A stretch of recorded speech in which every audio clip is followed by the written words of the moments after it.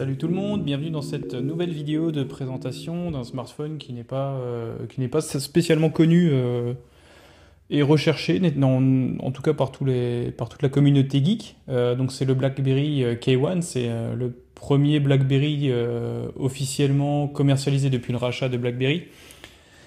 Donc ça a été racheté par l'entreprise TCT. Donc TCT c'est une entreprise chinoise de télécommunications. Ils ont déjà sorti le DTEC 50 qui était également en technologie Android.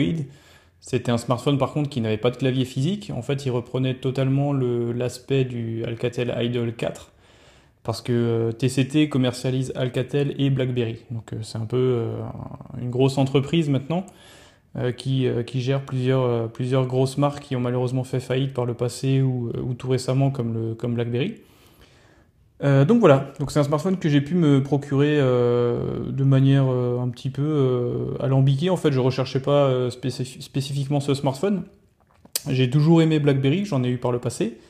Et du coup, comme j'ai pu tomber sur celui-ci, je me suis dit que ce serait peut-être intéressant pour vous de le tester, sachant qu'il y a quand même une grande communauté de personnes qui travaillent aujourd'hui sur leur smartphone. Et je sais qu'à l'époque, BlackBerry était clairement numéro un dans ce domaine-là. Donc rapidement pour présenter la boîte, c'est une boîte toute simple, c'est un coffret qui coulisse. À l'arrière vous avez quelques informations, donc c'est un smartphone qui est 4G LTE, donc catégorie 6. C'est un écran un peu particulier parce que c'est un écran 4,5 pouces, technologie IPS, donc c'est ni du Full HD ni du HD, c'est de par le format de l'écran en fait, ce sera du 1620 par du 1080, ce qui vous donne une définition de 433 pixels par pouce. Ce qui est largement suffisant. De toute façon, ce smartphone n'est pas dédié pour faire de la réalité augmentée ou quoi que ce soit. Donc 433 pixels par pouce, c'est largement suffisant pour faire de la lecture, du mailing, regarder des vidéos ou n'importe quelle application multimédia d'aujourd'hui. Le processeur, c'est un processeur Qualcomm, donc c'est un Snapdragon 625, c'est un processeur milieu de gamme, mais qui néanmoins fait son taf dans la plupart des situations. C'est un processeur qui est octa-cœur.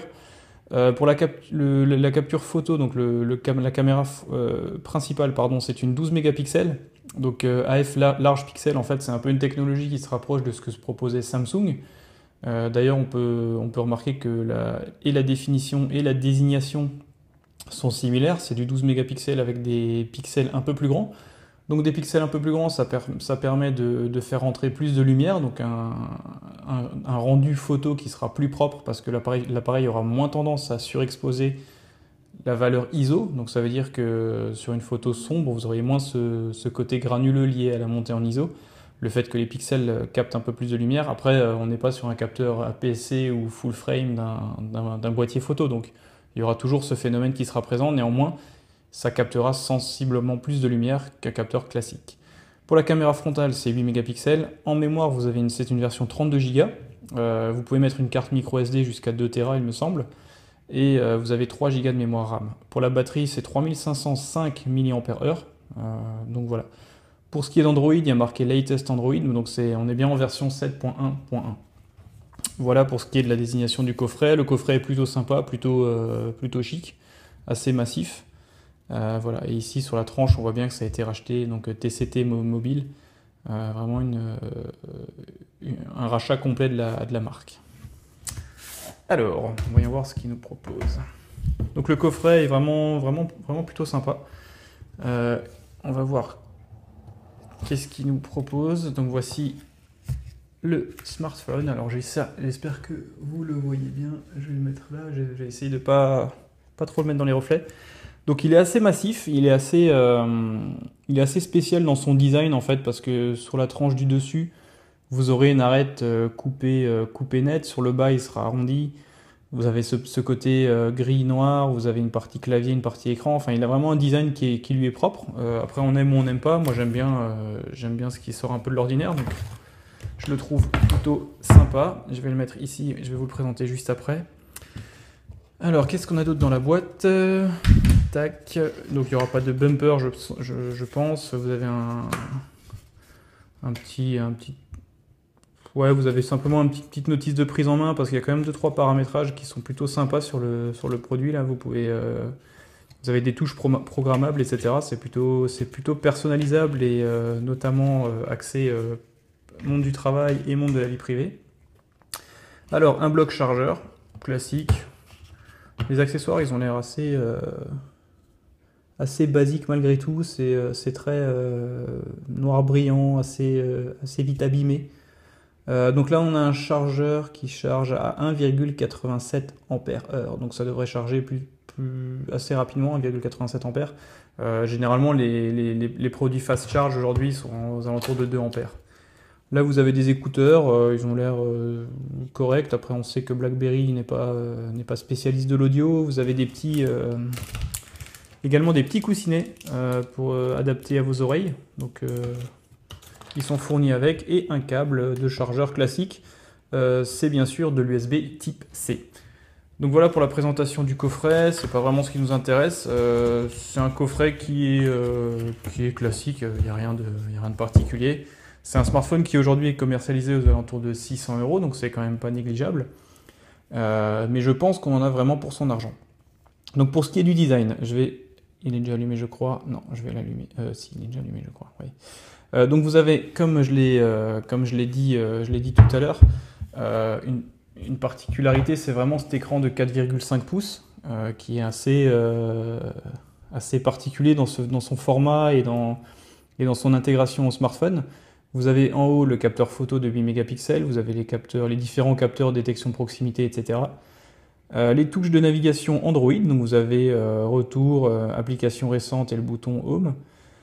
Sur le dessous, vous avez un clavier qui est physique, donc fidèle à ce que BlackBerry nous avait toujours proposé. Les bandes, les 4 bandes chromées que vous voyez là, elles sont tactiles. En fait, elles permettent de faire défiler des photos ou les applications en glissant vos doigts dessus. C'est plutôt sympa. Sur la touche entrée, vous avez le capteur d'empreinte qui marche vraiment bien. Honnêtement, c'est plutôt une bonne nouvelle. Sur la tranche, alors vous avez ici le bouton Power. Sur le dessus, une connexion jack. Ici, vous avez une partie qui est un peu différente. Je pense que c'est pour faire passer les ondes ou les antennes. Parce que ça a l'air d'être une découpe plastique avec un micro simplement. Donc voilà, ça dénote pas trop parce que le smartphone en lui-même a déjà un design assez atypique. Mais ça m'a un petit peu interloqué. On a vraiment l'impression qu'on pouvait extraire quelque chose ou sortir un tiroir ou je ne sais pas. Sur le côté, vous avez le tiroir pour mettre une carte nano SIM et une carte micro SD jusqu'à 2 Tera. Vous avez les boutons de commande du volume et ici une touche paramétrable qui vous permettra de soit verrouiller l'écran, d'accéder directement à un envoi de mail ou de SMS, d'accéder à l'appareil photo, d'ouvrir une application tierce. C'est vraiment une touche que vous pouvez paramétrer comme ça vous chante. Sur le dessous, vous avez 2 grilles de haut-parleurs, il n'y en a qu'un seul qui fonctionne, et la connectique USB type C. Le dos, il est plutôt sympa, c'est un dos un peu comme on en a eu sur plusieurs BlackBerry jusqu'à aujourd'hui. C'est un dos en gomme assez sympa qui tient bien en main.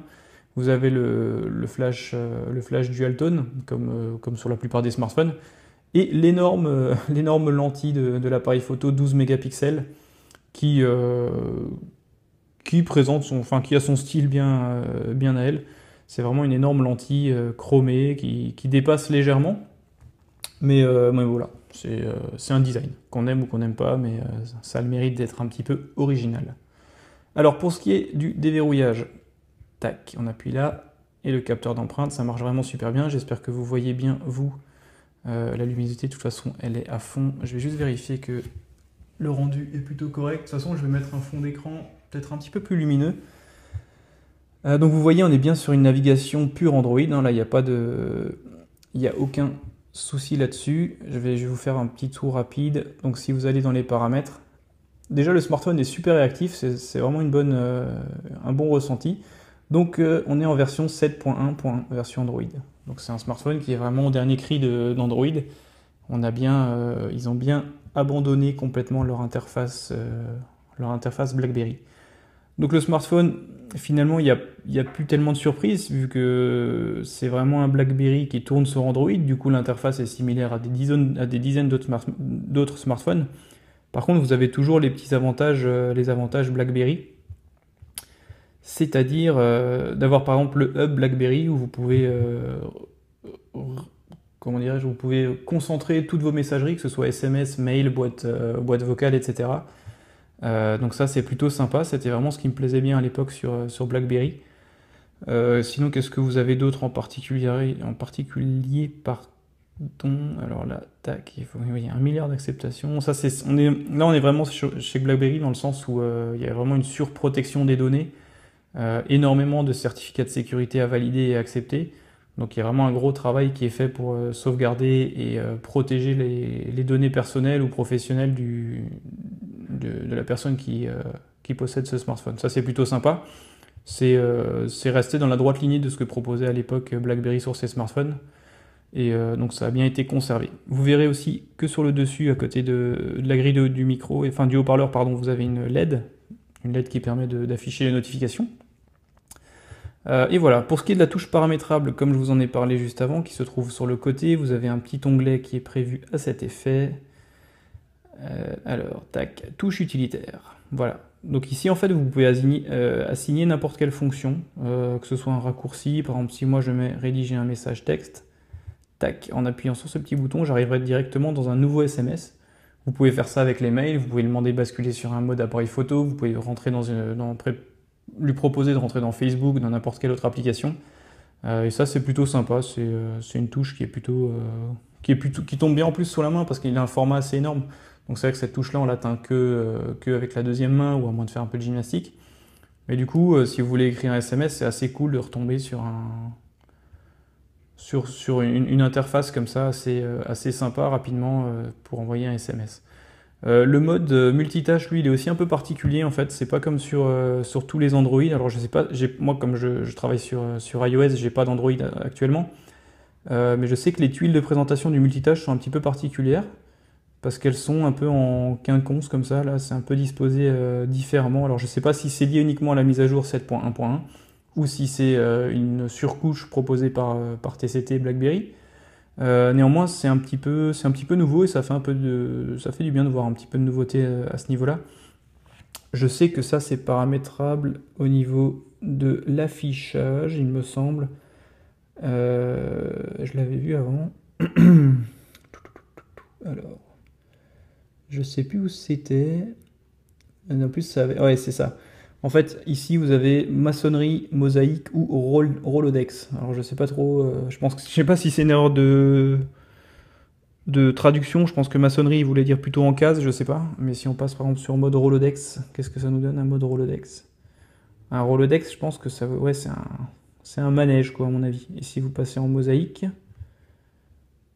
ça c'est mosaïque, ok. Et si vous passez en mode maçonnerie. En fait, en mode maçonnerie, c'est un peu pareil, sauf que c'est disposé comme chez Windows Phone, un peu par critère d'importance peut-être, où les vignettes sont plus ou moins grosses, plus ou moins... Je pense que plus elles sont grosses, plus c'est une tâche qui a été ouverte récemment. C'est un petit paramètre qui est assez sympa. Pour ce qui est de la partie photo, on va regarder rapidement. Donc, par exemple, pour les réglages, vous n'avez pas de sélection de résolution. Donc, vous serez soit en 12 mégapixels, je pense que ça c'est au niveau haute qualité, et après il y a qualité standard, mais vous n'avez pas le choix de passer en 8 mégapixels, en 5 ou en 6. Soit c'est très bon, soit c'est un petit peu moins bon, pour économiser de l'espace. Vous avez détection de visage. Pour la vidéo par contre, vous pouvez monter en 4K jusqu'à 30 images par seconde, ou en 4K 24 images par seconde. Et en film Full HD, vous pouvez aller jusqu'à 60 images secondes, avec bien sûr 30 et 24 images secondes aussi disponibles. Donc de quoi faire de belles vidéos, vous pouvez mettre une grille, vous pouvez bien sûr géolocaliser vos photos, et puis vous pouvez créer des cartes multimédia, faire des petits montages MMS un peu, enfin MMS ça n'existe plus trop, mais des petits montages un peu sympas. Pour ce qui est du capteur frontal, lui c'est un 8 mégapixels, il y a une simulation de flash avec l'écran qui affiche pendant une courte durée un écran très blanc, une lumière très blanche pour essayer de simuler un flash. C'est présent sur d'autres marques de smartphones, mais sur ce coup-là, c'est mis en place là-dessus. J'ai pas encore fait d'essai de photos, je vais en faire plus tard. Dans ce que j'ai pu lire dans la presse, il se débrouille plutôt bien pour un BlackBerry, entre guillemets. Donc à voir, vraiment à voir, à définir, et puis je vous montrerai ces échantillons dans une future vidéo. Et puis voilà, ce sera tout pour la vidéo de déballage et de présentation. Je ferai donc une autre vidéo pour vous dire ce que j'ai pensé de ce smartphone. Et n'hésitez pas à me poser vos questions si vous voulez que je fasse un test particulier, ou si vous avez des questions par rapport à ce smartphone, vous voulez que je fasse des comparaisons par rapport à un autre smartphone, que ce soit des questions liées à l'autonomie, à la photo, à la fonctionnalité ou quoi que ce soit. En tout cas, il a l'air plutôt sympa, réactif et atypique à utiliser. Donc voilà, on se retrouve bientôt, j'attends vos retours et vos questions. Et on a récemment passé le stade des 1000 abonnés sur ma chaîne, donc je vous remercie tous pour votre soutien. Il y aura encore des pelletés de smartphones qui arriveront à la rentrée, donc j'espère que vous serez toujours plus nombreux à me suivre. Je vous remercie et à très bientôt.